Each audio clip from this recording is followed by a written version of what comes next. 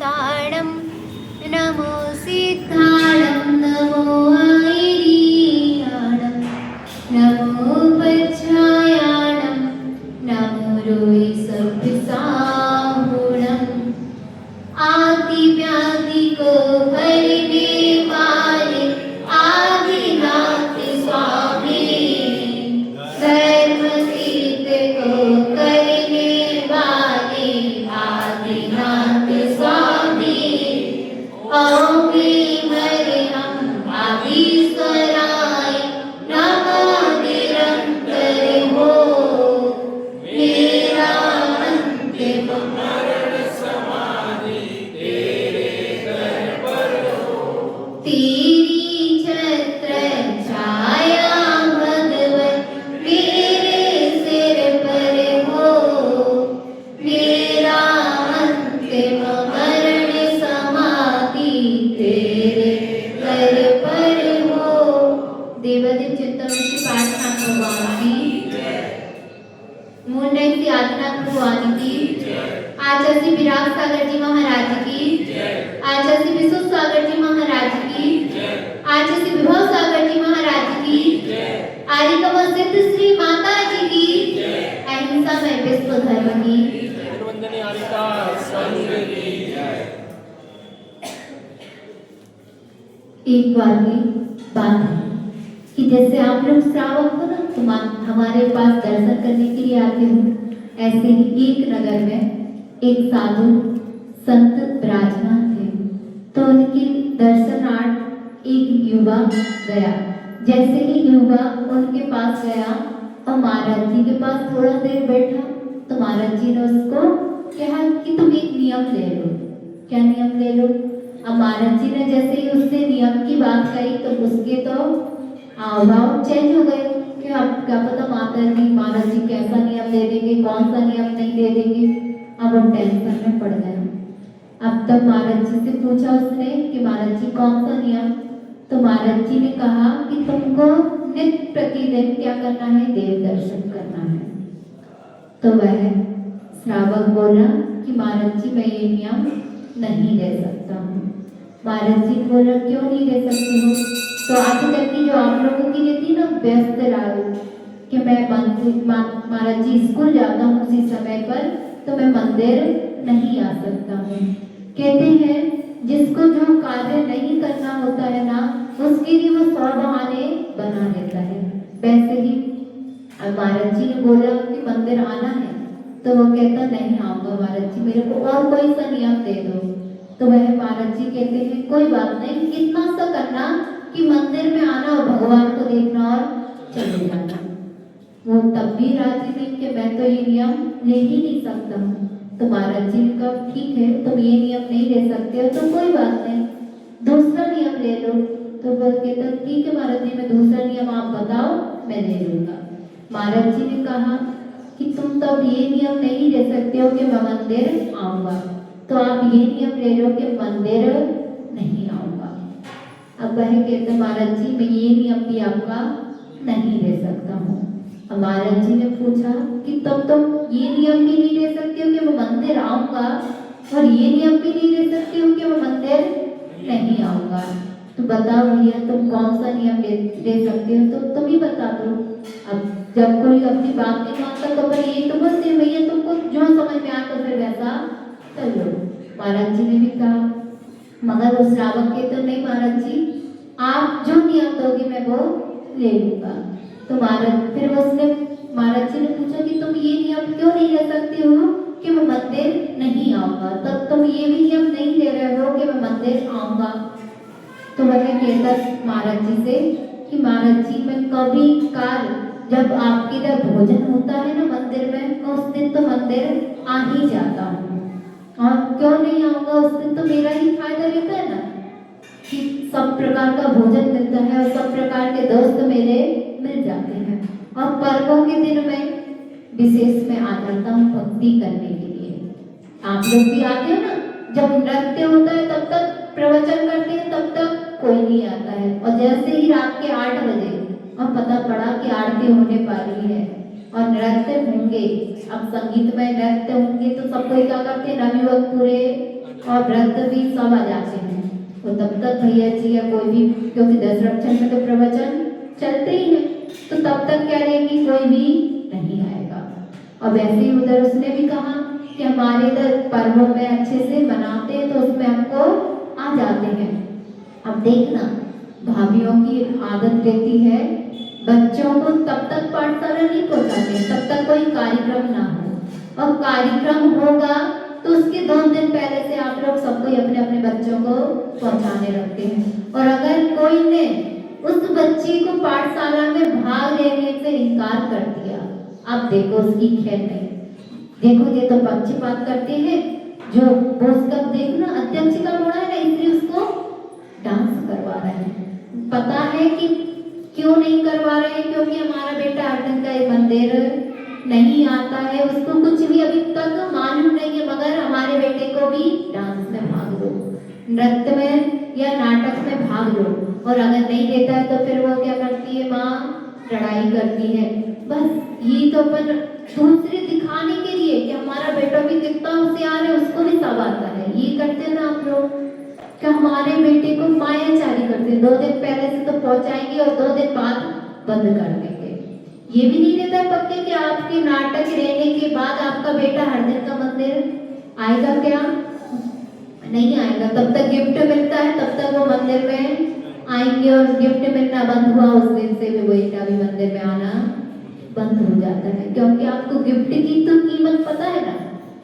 वैसे ही उसने बोला कि मैं पर्वों के दिन में मंदिर आ जाता हूँ, और जब मेरा मन करता है मित्रों से मिलने का, तो सबसे अच्छा साधन है मित्रों को इकट्ठा करने के लिए मंदिर में बैठ जाओ और बात करने लगो, पूरे मित्र इकट्ठे हो जाते हैं। माता जी कह रही थी ना, एक दिन बोला माता जी ने कि जैसे कौवा क्या करता है, एक दाना देखता है और काव काव करते कब सबको बुला लेता है, वैसे ही आप लोग भी होते हो।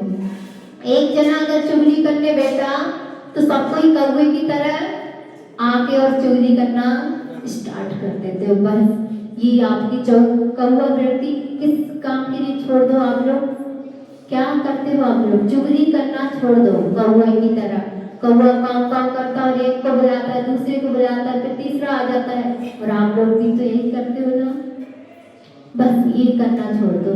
उसने कहा कि मैं कभी ना कभी पर जब मुझको दोस्तों से मिलना होता है तब भी मैं मंदिर आ जाता हूँ, तो मैं मंदिर आना नहीं छोड़ सकता हूँ। फिर महाराज जी से फिर बोला उसने कि मुझको कोई ऐसा नियम दे दो जो मैं पाल सकूं।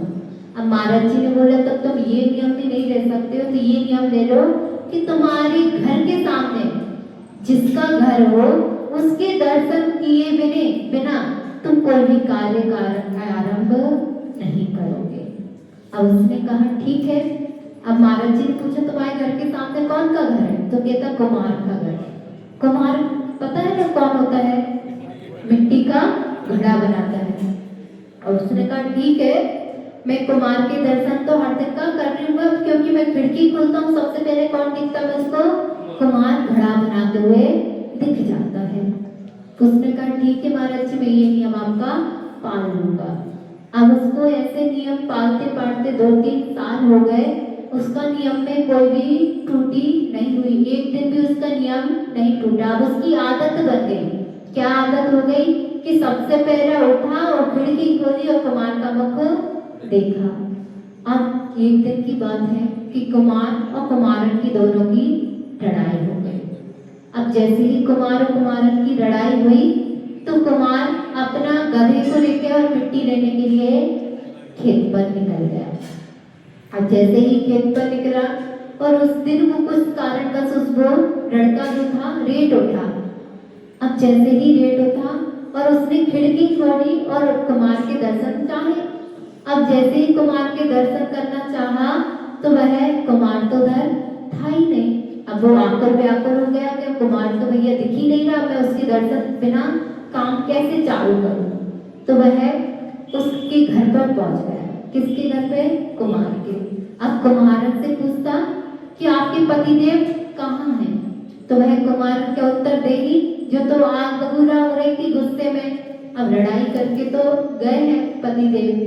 तो क्या आपकी पत्नियां कोई भी आएगा तो फिर सही से उत्तर दे देती है, नहीं देती है भैया, मुझको नहीं पता कहाँ गए, तुम जाके ढूंढ लो। ये करती है क्या नहीं करती है?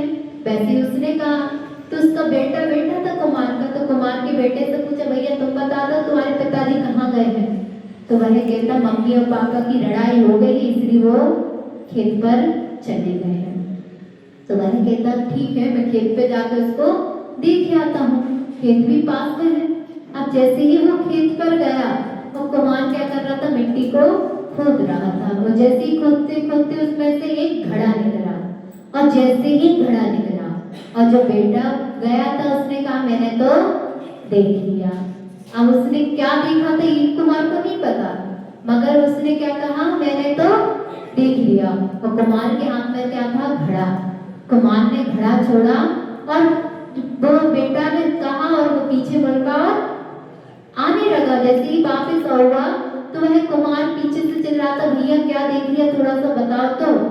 मगर वह कहता मैंने तो देख लिया। वह बड़ा बहुत खुश हो रहा था कि अब मैं मेरा कार्य कर सकता हूँ, मेरा नियम तो पूरा हो गया। वह चिल्लाता आता जा रहा कि मैंने तो सब देख लिया, मैंने तो सब देख लिया। और कुमार कहता पीछे से भैया अगर तुमने देख लिया है तो मैं तुमको उसका आधा दे दूंगा। मगर उसको सुनाई नहीं पड़ रहा और वो आगे आगे भागता जा रहा, वो पीछे से चिल्लाता जाता भैया मैं तेरे को 60% दे दूंगा, 70% दे दूंगा। और जैसे ही उसने बोला कि मैं 80% तेरे को दे दूंगा, और उस बालक के कान में कुछ शब्द गए और वो उधर ही उधर रुक गया। अब जैसे ही मगर वो चिल्लाता जा रहा कि मैं तेरे को 80% दे दूंगा, तो वह देखता है कि उसके हाथ में क्या है, घड़ा। मगर उसने घड़ा तो देखा ही नहीं था। और जैसे ही उसने कहा कि मैं 80% दे दूंगा, और उसको 80% उसको कुमार ने दे भी दिया। देखो एक छोटा सा नियम दिया था मात्र, क्या कि मुझको कुमार के दर्शन करने हैं, और उसको कितना फायदा हुआ। और अपन 3 लोग के नाम का अगर फिर उसका ही मन में सोचता है कि देखो तो मुझको भगवान महाराज जी क्या नियम देने वाले थे, क्या नित्य प्रतिदिन क्या करना, देव दर्शनों। मैंने तो क्या नियम नहीं दिया, एक छोटा सा कि कुमार के दर्शन करना है तो मुझको इतना लाभ हो गया। अगर मैं हर दिन का प्रतिदिन देव दर्शन करता तो मुझे आज क्या लाभ नहीं हो जाता। और वह फिर से वही महाराज जी के पास जाता है और महाराज जी से कहता है महाराज जी आपने मुझे एक छोटा सा नियम दिया था, मुझको उसके कारण मुझको इतना सारा लाभ हुआ। और वह महाराज जी से जाके नित्य प्रतिदिन दर्शन का नियम ले लेता है। ऐसे ही आप लोग के साथ भी कुछ हुआ क्या? नहीं, क्योंकि आपको कहते हैं नियम को निभाता है। क्या करता है? नियम को निभाता है। मगर कौन सा नियम? जो दृढ़ता पूर्वक आप निभाओगे। नहीं तो ऐसा करते हैं आप लोग, एक बार आपके मुंह में आपने क्या किसका त्याग किया? आलू का। और आलू की सब्जी आपको पता नहीं थी कि ये आलू की सब्जी है, और आलू की सब्जी आपने एक बार खा ली धोखे से। मगर अब धोखे से खाइए ना, मेरा नियम तो क्या हो गया? टूट गया है। आप क्या करते हो? उसको और अच्छे से तोड़ देते हो। अब खा तो लिया है, अच्छे से खा लो ना, इसमें अब थोड़ी पाप लगेगा। मगर माता जी हमेशा कहती हैं आपने ये नियम तोड़ा ना, एक बार टूटा, जानबूझ के टूटा ना, आपने जान के थोड़ी तोड़ा है। जान के तोड़ा है क्या? नहीं तोड़ा है तो उतनी देर के लिए आप कायोत्सर्ग करो, उस चीज को हटा दो। और आपने 1 साल का नियम लिया तो 1 साल और 1 दिन और एक्स्ट्रा में कर लो।